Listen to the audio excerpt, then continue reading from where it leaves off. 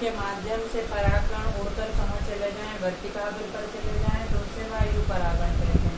उदाहरण घास।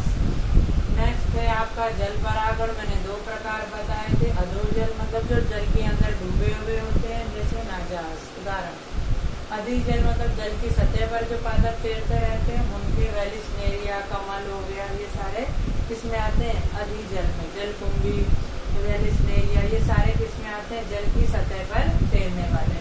नेक्स्ट है आपका माध्यम कीट परागण। 80% जो परागण कीट परागण होता है वो मधुमक्खियों के द्वारा होता है। इनके द्वारा होता है, मधुमक्खियों के द्वारा होता है। सभी पादपों में 80% इनके द्वारा। जैसे सरसों के फूल के आपने देखा होगा, यहाँ पे जब सरसों की फसल अब बोई जाएगी तो क्या होगा, यहाँ पे मधुमक्खी पालन किया जाता है जगह जगह पर, ताकि इनकी मकरंद चूसने के लिए कीट पतंगे जाएंगे, मकरंद चूस के और अपने छत्ते में लेके आएंगे, इसलिए मधुमक्खी का एपीकल्चर किया जाता है। तो 80% मधुमक्खियों के द्वारा होता है। सरसों हो गया, आर्किड्स हो गए, आक हो गया, साल्विया हो गया, अंजीर, इन सब में किनके द्वारा होता है, कीटों के द्वारा परागण होता है। और 80% तो मधुमक्खियों के द्वारा ही होता है। ये कीट पतंगे क्या करते हैं, अपने भोजन की तलाश में मकरंद चूसने जाते हैं, तो इनकी बॉडी से, पंखों से, पैरों से, तो एंटीना से क्या चिपक जाते हैं, परागकण चिपक जाते हैं। जब ये दूसरे पुष्प के ऊपर जाएंगे, आकर्षण किनसे होता है, इन्हीं रंग बिरंगे आकर्षण की वजह से, बाह्य दल या परागकण के पोलन किट और इसकी वजह वर्तिकाग्र की वजह से रंग बिरंगों, है ना, चिपचिपाहट से, उनकी वजह से ये जाते हैं, आकर्षित होते हैं और वो अपनी बॉडी से चिपक जाते हैं परागकण, और दूसरे पुष्प के ऊपर जाएंगे तो क्या होंगे, इस प्रकार कीटों के द्वारा परागण संपन्न हो जाएगा। नेक्स्ट था आपका पक्षी के द्वारा परागण। पक्षी परागण, पक्षी क्या होंगे, जैसे हमिंग बर्ड, आपने छोटी छोटी बर्ड जो होंगी क्या परागण या मकरंद चूसने के लिए जाती हैं, और वहाँ पर क्या होता है, पक्षियों के द्वारा उनके चोंच में, उनके पैरों में, पंखों में लग जाते हैं और क्या हो जाता है, पर पक्षियों के द्वारा पर बॉटल ब्रश सुना होगा, बोतल ब्रश प्लांट इस प्रकार से होता है, उल्टे लटके हुए होते हैं, रेड रेड कलर के ब्रशेज होते हैं ऐसे गुच्छों में, और ये उल्टे लटके होते हैं ये ब्रशेज ऐसे।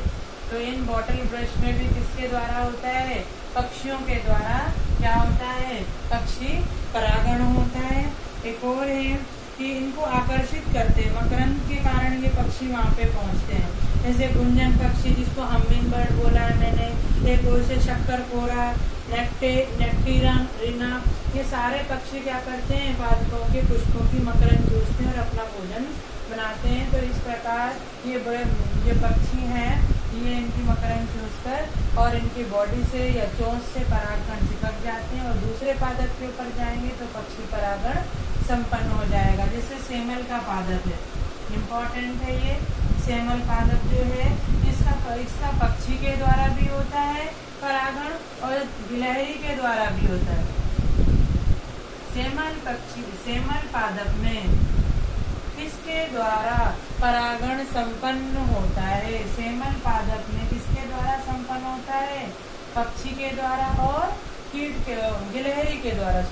सेमल पादप में पक्षी और गिलहरी दोनों के द्वारा परागण संपन्न होता है। वेरी इंपॉर्टेंट क्वेश्चन है। नेक्स्ट है आपका चमगादड़ के द्वारा। 5वां नंबर है चमगादड़ के द्वारा। चमगादड़ों के द्वारा किस प्रकार होगा, चमगादड़ रात्रिचर प्राणी है, मैमल्स हैं, हमको पता है, ठीक है। तो रात्रि में जो फूल खिलते हैं, कौन कौन से रात्रि में फूल खिलते हैं, चमगादड़ परागण। रात्रि में कौन से, एक तो रात रानी खिलता है और कदम, कचनार, कई पादप हैं जो रात्रि के टाइम पे इनके पुष्प खिलते हैं। तो चमगादड़ भी रात्रि में कीट पतंगों की तलाश में जाता है और कीट पतंगे कहाँ बैठते हैं, इन पुष्पों के मकरंद चूसने के लिए बैठते हैं। तो उनके शिकार के लिए जैसे जाएगा, उसकी बॉडी से, पंखों से क्या चिपक जाएंगे, परागण चिपक जाएंगे पहले जब जाएगा दूसरे पादप के ऊपर तो क्या होगा, उसके परागण दूसरे पादप पर चले जाएंगे। तो रात रानी, कदम और कचनार के पादपों के ऊपर ये चमगादड़ ले जाता है। नेक्स्ट इम्पोर्टेंट है आपका घोंघों के द्वारा। घोंघे सुने हैं आपने? घोंघों के द्वारा, जिनको स्नेल बोलते हैं। कुछ इस प्रकार की संरचना होगी। स्नेल बच्चे खेलते भी हैं, जो एंटीना से लगे होते हैं, और हम उनके ऊपर क्या डाल देते हैं, सीधे से शंख के अंदर से निकलता है और उसके ऊपर नमक डाल देते हैं तो उसकी बॉडी खत्म हो जाती है। तो घोंघों के द्वारा भी क्या होता है, परागण होता है। किसमें होता है? सर्प वृक्ष में होता है। किसमें होता है? सर्प वृक्ष में घोंघों के द्वारा परागण होता है।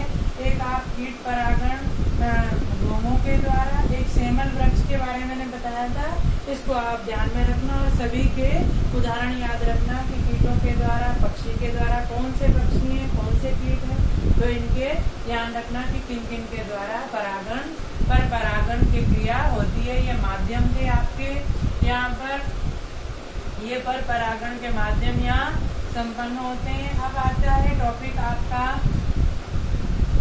नेक्स्ट टॉपिक है असंगतता। असंगतता या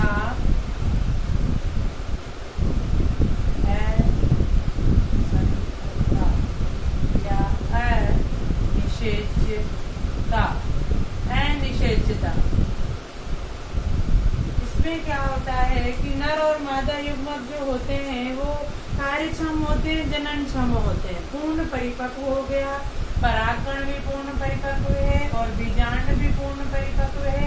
परागकण यहाँ पर भी आ गया, अंकुरित भी हो गया और यहाँ पहुँच भी गया। परंतु किसी कारणवश जो नर और मादा युग्मक भी है और यहाँ बीजांड भी है, अंडक भी है, सब कुछ सारी परिस्थितियां है। भ्रूण कोश भी विकसित हो गया। क्या हो गया? भ्रूण कोश। भ्रूण कोश क्या है कि मात्र बीजाणुउद्भिद है, मादा बीजाणुउद्भिद है। तो सब कुछ डेवलप होने के बाद भी जब निषेचन ना हो, क्या प्रक्रिया ना हो, निषेचन संपन्न ना हो, नर और मादा के बीच होगा क्या, संयुग्मन होता है। जब ये ना हो, ये किन्हीं परिस्थितियों में ना हो तो उसे अनिषेचता या असंगता कहते हैं। वेरी इंपॉर्टेंट क्वेश्चन है ये, इसको ध्यान रखना कि असंगतता या अनिषेचता किसे कहते हैं, जिसमें नर और मादा युग्मक क्या होते हैं, कार्यक्षम भी होते हैं, जननक्षम भी होते हैं, परंतु किन्हीं विफलताओं के कारण, किसी कारणवश से इनमें निषेचन नहीं हो पाता, इसीलिए इसे अनिषेचता कहते हैं। ये जातियों के भी ये दो प्रकार का है, अंतरा जातीय, अंतरा और आंतर। तो इस प्रकार ये दो प्रकार का होता है। अभी मैं समझाऊंगी इसको। दो प्रकार का होता है कि एक ही वंश के दो पादप हों। वंश क्या हो, एक हमने पढ़ा था वंश पढ़ा था जिसको, और वंश के बाद हमने पढ़ा था जाति। जाति सबसे छोटी होती है और फिर वंश आता है, फिर कुल आता है।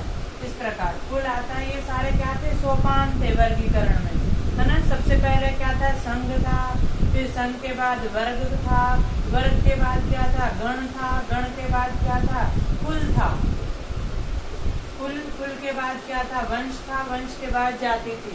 जब एक ही वंश के हों, इसमें अंतरा में क्या हो, अंतरा में एक ही वंश के हों, अंतरा जातीय बोलेंगे इसको। क्या बोलेंगे, अंतरा जातीय। अंतर एक ही वंश के जब दो पादप हों और ऐसे पादपों के बीच क्या ना हो, निषेचन ना हो, तो उसे असंगता या अनिषेचता कहते हैं। अंतरा जातीय मतलब जाति अलग अलग है, वंश उनका क्या है, एक ही है। जैसे सरसों है, एक पीली सरसों है और एक काली सरसों है तो सरसों, वंश जाति एक है इनकी, मगर वंश कैसे, ये पीला है और ये काली है, तो वंश इनके अलग अलग है। इन दोनों के बीच अगर क्या हो जाए, निषेचन हो जाए, तो क्या होगी, अनिषेचता, विफल हो जाएंगे इसके परागण।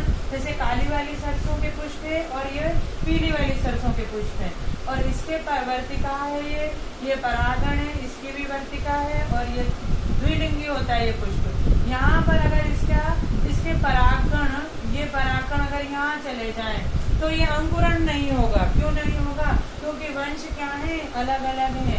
मतलब ये अगर पहुंच भी जाएगा, अंकुरण भी हो जाएगा, मगर इसके अंदर निषेचन की प्रक्रिया जो होगी वो संपन्न नहीं होगी, इसीलिए इसे अनिषेचता या असंगता कहते हैं। कि अंतरा जातीय है, अंतरा जातीय मीन्स वंश क्या हो, एक वंश के हो मगर जाति कैसी हो, अलग अलग हो, तो इसको कहते हैं अंतरा जातीय अनिषेचता।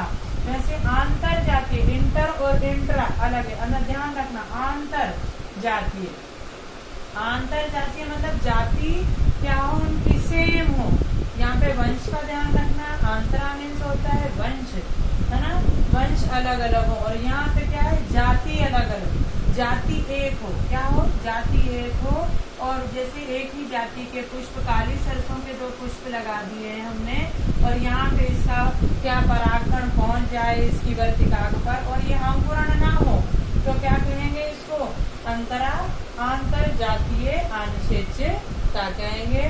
तो इस प्रकार हमारा 3rd चैप्टर का ये इतना टॉपिक खत्म हुआ। आगे हम पढ़ेंगे निषेचन के बारे में पढ़ेंगे। हमारे टॉपिक थे, सब टॉपिक था ये परागण, हमने परागण के बाद पढ़ा था निषेचन। इस प्रकार हमने पहले पढ़ा था परागण, नेक्स्ट टॉपिक होगा निषेचन, नेक्स्ट होगा आपका भ्रूण कोश, और लास्ट था आपका भ्रूण। तो हमारा ये टॉपिक कंप्लीट हो गया है। नेक्स्ट टॉपिक में स्टार्ट करोगे टुमारो। Thank you.